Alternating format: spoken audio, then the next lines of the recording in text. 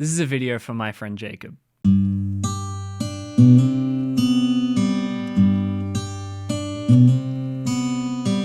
I met Jacob in an online chat room hosted by a mutual friend, and I was immediately charmed by his opaque manner of speaking. He would exclaim profound, and, to me at least, coherent ideas in a manner that made my friends quick to dismiss him. "What are you talking about, Jacob?" they would ask, and "Don't listen to Jacob, he's just messing with you," they would conclude. But I loved listening to Jacob. Jacob communicates with a sense of freedom that I envy.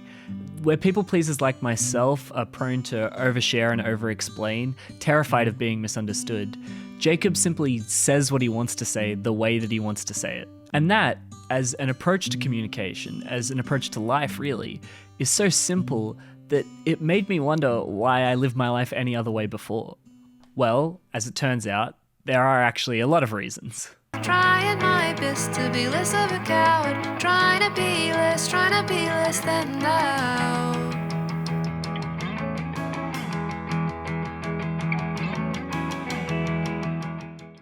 The other day, my friend Lyndon and I got into an argument when she asked for my opinion on her outfit and told me that my response wasn't sincere enough. I asked if she thought that I was generally a cold and insincere person, and she said yes. I told her that just the other day, a close friend of mine had told me that she couldn't believe anybody would ever describe me as a cold person. Lyndon said that that demonstrated personal growth on my behalf, because I'm not always that way. But why then, even when I'm being sincere, do my high school friends think I'm being disingenuous? She said, because to us, you're still the same 13-year-old you were when we first met you. The point of this story is to demonstrate that somewhere along the way, people pleasers get conditioned to believe that a simple approach to communication, i.e. saying what you want to say the way you want to say it, will only result in hurt feelings. If that goes on long enough, your guilt will turn to shame and you'll start to feel like there's something fundamentally wrong with you. But the truth is that I was always sincere, even when I was 13. But try as I might, I couldn't convince my friends that I cared about them. It's almost like we were speaking two different languages. All that has changed with the friends I've gained recently is that by being honest with myself, I've managed to cultivate a group of people who speak the same language as me, who oscillate on the same frequency. These people trust that I'm being sincere when I tell them that I love them. I think that generally, it is the human condition to try to love everybody you meet. The people we end up calling friends are just the people who make it easiest for us to do so. Given enough time, the river of love will flow down the path of least resistance.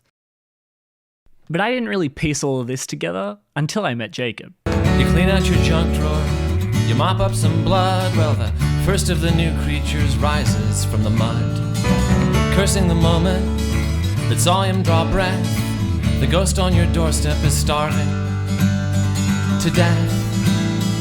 Even among like-minded company, Jacob was so unfazed by the idea of being misunderstood that it would lead to all sorts of confusion. And many times too, he hurt people's feelings. But that outcome is to be expected, especially with Jacob, because he loves trolling. Trolling, for those who don't know, is when you poke fun at someone for caring about something more than you do or something you don't care about at all. Over my life, I've thought a lot about trolling. And in all of that thinking, I couldn't think of one healthy motivation for it. It seemed to me that trolling was not something someone could do lovingly. Trolling was an action born out of insecurity, wanting to make others feel dumb so that you could feel better about yourself. But I am happy to say that I have felt the loving touch of a Jacob troll. You see, in all my guilt, my shame, and my desperate validation seeking from people I admire, I lost sight of how unnecessarily difficult I was making everything for myself. And that's what I'm reminded of when Jacob trolls me. He knows exactly how to push my buttons and read my mind. He pushes my overthinking until I realize how inconsequential life really is. How friendships and language can be a playground or a science lab where we have fun and push the limits of our own internal models and challenge each other's beliefs. But the only reason that works for me is because Jacob and I think similarly. Though I sincerely believe that Jacob has love in his heart, it doesn't always translate perfectly for everyone, which means he's prone to hurting people's feelings. And what's almost more offensive is that he doesn't seem to care once he has hurt your feelings, and he seemingly takes no extra measures to avoid doing it in the future. I've thought about this a lot, and I realized that's probably how my friends from high school think about me. I think Jacob understands that we as humans use our emotions to govern one another, but Jacob is ungovernable. That doesn't mean he's above an apology. In fact, I think you'd be hard-pressed to find a more sincere apology than a Jacob apology. Jacob just doesn't make it his responsibility to decide for you that an apology is what you want. Jacob has used the metaphor of going for a walk to describe relationships before. Ultimately, we each must decide for ourselves the destination we're walking to. No one else can decide that for us. And if we happen to be walking in the same direction, then we get to enjoy each other's company. But if you change your mind and decide to stop, or walk with someone else, or walk in a completely different direction to some other destination, then you should feel completely empowered to do so. I've always wanted to make my interpersonal relationships a space where you feel unconditionally loved. I want the people in my life to feel free to experiment and push at the boundaries of their relationship with me, knowing full well that my love is not conditional on their ability to meet my expectations of them. Jacob has shown me that making that happen is as simple as doing it and then letting the people who don't want to take the walk with me go their own way. Every single one of us has the power to create the sort of cultural spaces we want to see more of in the world. It's just for some of us, it takes a little bit of courage to clear through the anxious thoughts in your mind and prioritize what you feel is important. To truly love others unconditionally, you have to be capable of forgiving yourself. You have to be okay with people having hurt feelings and blaming you for them.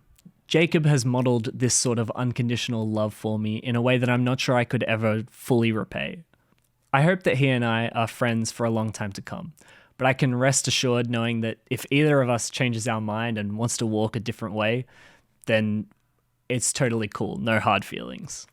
I want to thank Jacob and his equally remarkable girlfriend Danny for letting me make this video and also for just being great friends to me for the past year. I want to encourage everyone watching to pray for them and their newborn child in the hopes that they may live a happy and healthy life together. And when that kid grows up, I hope they appreciate what cool parents they have. Kind, caring, and ungovernable.